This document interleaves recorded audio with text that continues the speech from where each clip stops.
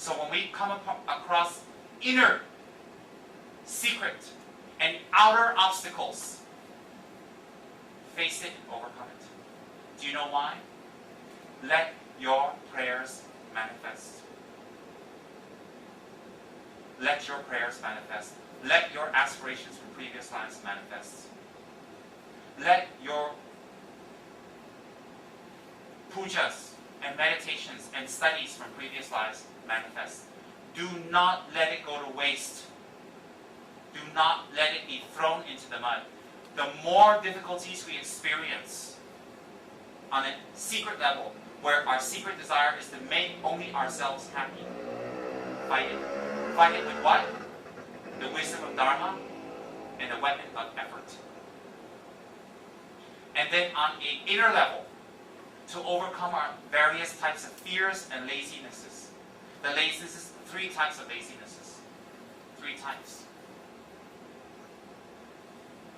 1 type of laziness, 2 types of laziness, 3 types of laziness. All arise from fear, from ego.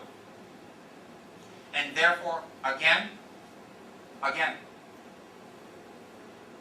to overcome outer obstacles, that when people disappoint you, yes, you can be disappointed. People tell you, don't be disappointed, that's ridiculous and unrealistic. Be disappointed, but don't stay disappointed. To tell you not to be disappointed is unrealistic. Be disappointed. Feel the disappointment. Feel the anger and the pain, but let it pass and look again at the person. And that if you don't open your hands and stretch out to them, what will happen to them? And will you be able to bear that responsibility? Then, the outer obstacles of making people understand the Dharma. By example, by practice, and also by advice. Advice can only arise by example and practice. If we don't have practice, then it's very hard to give advice by words. And to not give up and let it go when you come across, you cannot get this license, you cannot accomplish this, you cannot find this, you cannot do that, and the ingredients you need. And then sponsors are very, very difficult. Why? There are many people out there who cheat people. And sponsors have to be very aware. You can't blame them.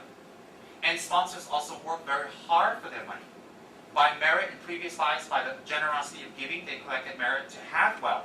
And that they work very hard in this life, spending time, effort, and blood, sweat, and tears to get their money. And how can they just let it go just because you opened your mouth and say, give to the Dharma, when you put no effort, when you put no practice, and you have nothing to offer back.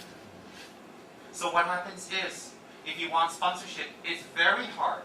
It's very difficult. It's not easy. But it gives you a chance to manifest your aspirational prayers. Because in talking to 10 sponsors, and you fail each time, inverted commas fail, the effort that you put towards it, and the good motivation you put towards it, will be stored back in your merit bank. So that when the right time comes, a sponsorship will manifest. So not to be distraught and to be disappointed when you're told no. Why? The actual result is not there, but the karmic merit is being built up.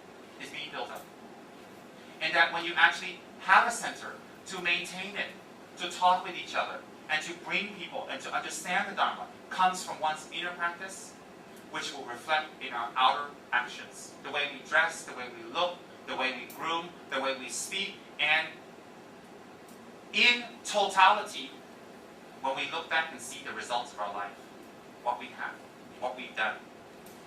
When we look back at the totality of our life and its results, then we have a clear indication of where our efforts have been. So therefore,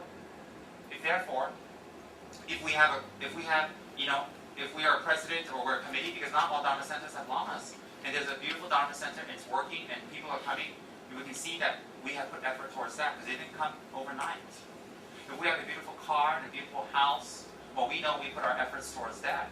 If we have wonderful friends that are supported, that will give their lives for us, and vice versa, we have worked towards that.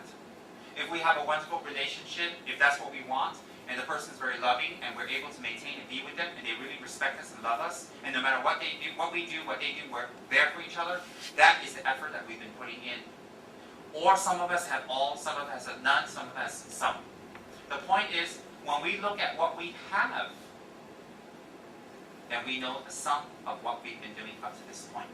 Then when you look at the bigger picture, when you look at what you have, then that will reflect the karma that has been made in getting those things that we have gotten.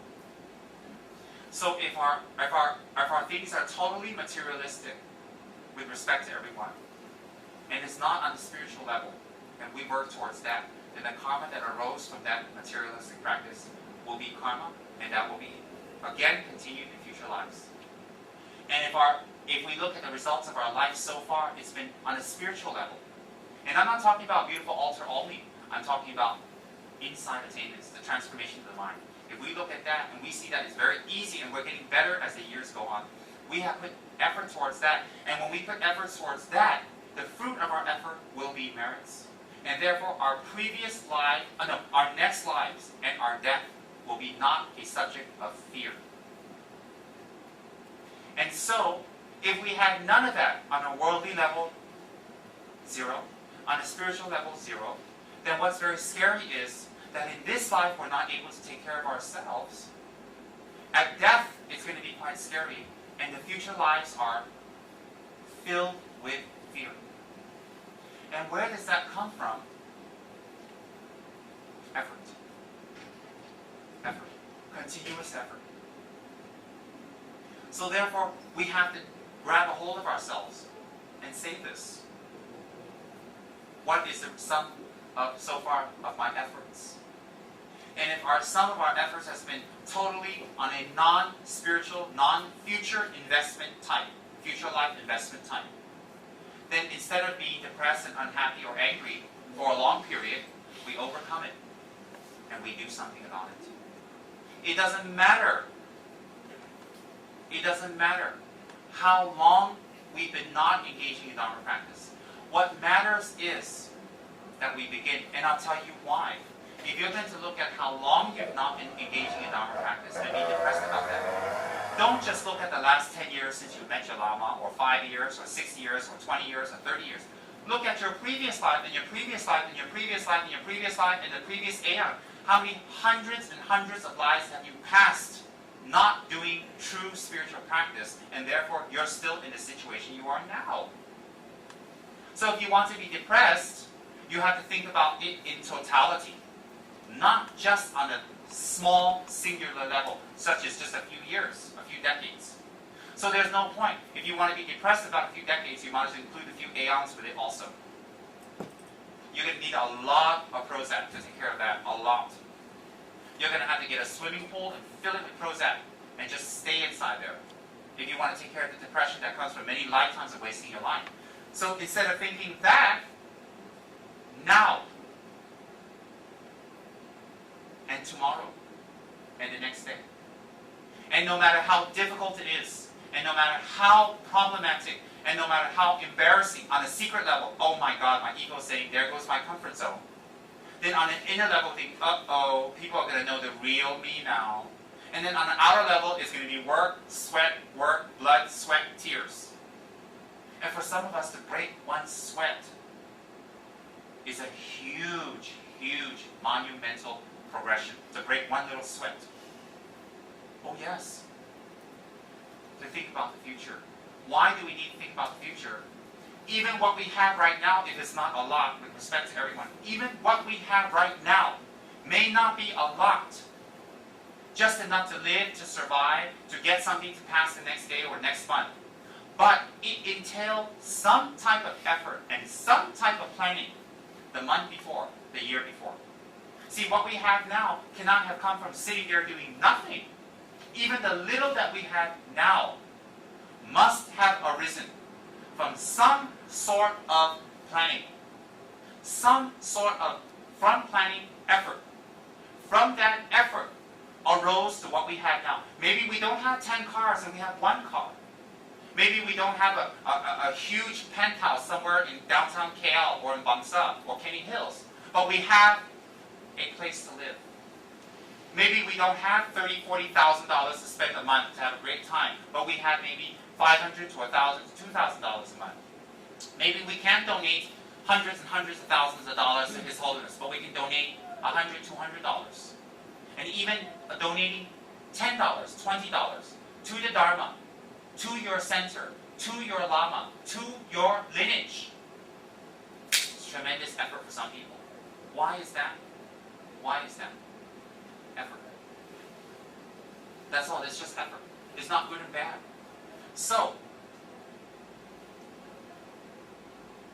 what we have now, how little and big, is some sort of effort we put in yesterday, the day before, last month, last year. Even the little, even the most lowest person among us, inverted commas, who have nothing, even these people have put in some planning and some effort and have gotten some result. So therefore, if we look at it logically, before we did this, and we have this now, if we do another type of planning now, and another type of effort now, then next week, next month, next year, it will be different. So no Dharma hocus pocus here. Pure 6 paramitas, focusing on effort. Pure. Pure. Even if you don't accept karma, what I just shared with you is 100% applicable. So what we have now is a result of the effort we have put. Whether we have very little or a lot is besides the point. But all of us here, whether we have a little or a lot, grasps for more. So simply grasping at wanting more will not manifest if we don't plan today and apply the effort consistently. So like that, if we think about this in a logical term, and on top of that, on top of that, if we have the great merit to accept the law of cause and effect as spoken by the perfect Buddha, and we have met a perfect Lama who teaches us nothing but compassion, and we are blessed with a superior, super mundane Dharma protector, how can our planning and effort go wrong? If we have a great Lama, and all of us do, and if we have a great teachings, and we have a great Dharma protector, and we still run around not making it, depressed, sloppy, unhappy, angry, it's either the fault of the 3 jewels and your Dharma protector, or your lack of effort. And in the past, I've screamed at my Dharma protector. I scream at everybody, even my Dharma protector. Of course, I sneaked back into the chapel with a kata and said sorry real quick before one of his attendants get pissed off with me. But I screamed at my Dharma protector. And I don't do that anymore. Do you know why? Because with a great Dharma protector, and a great Lama, and great Dharma, and I'm living in a great country, there is no way but up. No way. So if we keep running around, poor me, poor me, poor me, poor me, life has dealt me wrong, people have dealt me wrong, everything has dealt me wrong, my karma has dealt me wrong. Yeah, we all have negative karma that's dealt us wrong, but we also have good karma that has dealt us well. So we can't keep putting our Lama down each time we're unhappy, or we're negative, or we don't do what we're supposed to do, or our practice, or we're still in a negative state. We put our Lama down, and you know what? Indirectly, we put our Dharma protectors down without wanting to. Why? We are a walking advertisement for what we believe in. We are a walking advertisement for what we believe in. So each time we're nasty and selfish, we're telling everybody, in my case, Song Rinpoche is nasty and selfish. My Dharma protector is nasty and selfish.